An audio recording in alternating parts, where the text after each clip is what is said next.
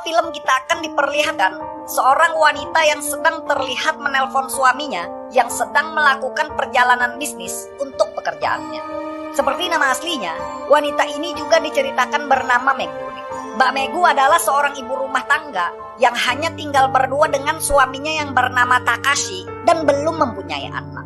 Mbak Megu menelpon suaminya berniat memintanya untuk segera pulang karena Mbak Megu tidak pernah terbiasa untuk tinggal sendirian di rumah. Berhubung sang suami adalah seorang bisnismen dan perjalanan bisnisnya itu harus tertunda karena ada masalah baru di kantor, Mbak Megu pun harus tetap masih bersabar untuk menunggu suaminya itu pulang.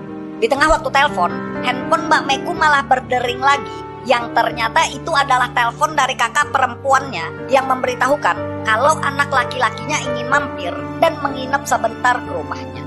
Dan setelah mengiyakan dan memberi izin, Mbak Megu pun balik menelpon suaminya untuk berpamitan dan menyuruhnya segera pulang. Besoknya, saat Mbak Megu terlihat duduk-duduk santai di ruang tamunya, bel rumahnya pun berbunyi yang ternyata itu adalah ponakan laki-lakinya yang sudah datang. Melihat ponakannya yang sudah lama tidak ia temui, dengan senang, Mbak Megu pun menyuruh ponakannya untuk duduk sembari menunggu Mbak Megu yang ingin membuatkan minum untuknya. Ponakan Mbak Megu yang mempunyai rambut tempurung kelapa setelah dibelah dua ini bernama Kajuya. Kajuya adalah seorang pelajar SMA yang diceritakan sebentar lagi akan memasuki ujian akhir. Maka dari itu, meskipun berada di rumah tantenya, ia pun harus selalu rajin belajar agar bisa lulus dari ujiannya.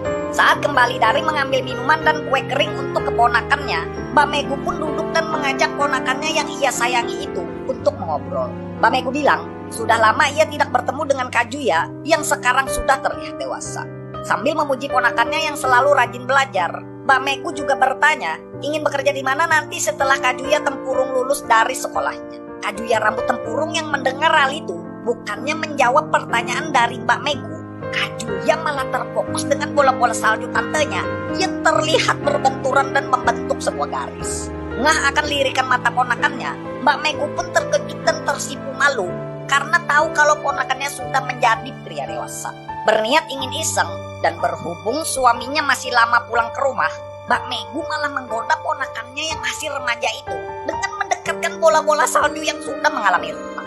Melihat bola-bola salju bergelindil-gelindil menuju ke arahnya, Mas-mas tempurung pun dengan panik menjawab candaan tantenya itu dengan tidak bergerak karena terlalu tegak. Lalu melihat ponakannya yang gugup karena duduk di dekat bola-bola api, dengan leluasa ingin mendominasi, Mbak Megu pun iseng dan bertanya kepada Mas Kajuya ponakannya, apakah Kajuya sudah mempunyai pacar. Akan tetapi lagi-lagi, karena bola-bola di hadapannya terlalu sering terbentur dan hampir tidak bisa diselamatkan lagi, Doraemon brand ambasador tempurung kelapa ini pun hanya bisa terdiam dan berdoa agar bola-bola tidak melebur dan pecah di tempat. Mengetahui ponakannya masih perjaka dan belum pernah merasakan apa itu cinta, Mbak Megu malah bilang, dulu saat Mbak Megu seumuran dengan Mas Kajuya, ia malah terlalu sering bermain-main dengan para pria. Dan tidak hanya sampai di situ, karena sudah terlalu gemas, Mbak Megu malah menuju ke kamarnya untuk melepaskan perisai vibranium yang menutupi bola-bola dan kerang jeli-jelinya. Kembali ke ruang tamu tanpa segitiga penutup hidangan utama, dengan sepoi-sepoi, Mbak Megu pun merasakan angin sejuk yang berhembus saat ia membelakangi Kajuya dan berpura-pura membersihkan jendela. Melihat kerang coklat tanpa cangkang tertampang di hadapannya, Mas Tempurung pun takjub dan melupakan pelajaran yang ia kerjakan.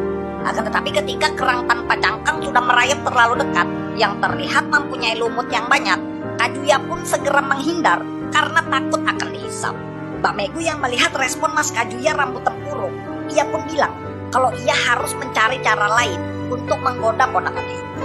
Malamnya, saat Kajuya pergi ke dapur untuk mengambil minuman, ia pun dikagetkan akan kedatangan tantenya yang masih handukan karena baru selesai mandi. Melihat ponakannya itu menutupi mukanya dengan buku, lagi-lagi dengan iseng, Mbak Megu pun melepaskan handuk yang ia pakai, yang membuat Kajuya geger dan langsung berpaling. Kucing-kucingan itu pun berakhir saat Mbak Megu yang sudah sangat kesal dan langsung menerjang Kajuya yang sedang tidur di kamarnya. Meskipun sempat menolak dan kabur karena kaget, dengan sedikit paksaan, Kajuya pun berhasil diminta oleh tantenya itu untuk diajari mencangkul lahan perkebunannya yang sudah gersang dan berdebu. Dua fighter Mortal Kombat ini pun finally melakukan adegan cangkul-cangkul sampai 7 kali babak penyisihan yang berdurasi tayang perdana selama 35 menit. Akan tetapi pada besok siangnya, Mas Tempurung yang sudah merasakan bola-bola salju punya tantenya, ia malah balik menyerang karena suka dan membuat Mbak Meguri yang sedang memasak di dapur mendapatkan karma. Dan filmnya pun berakhir saat Mbak Meguri harus menghadang dan merasakan serangan Kaguya yang bertubi-tubi mencangkulnya di tepi sudut ruang dan waktu, cuy.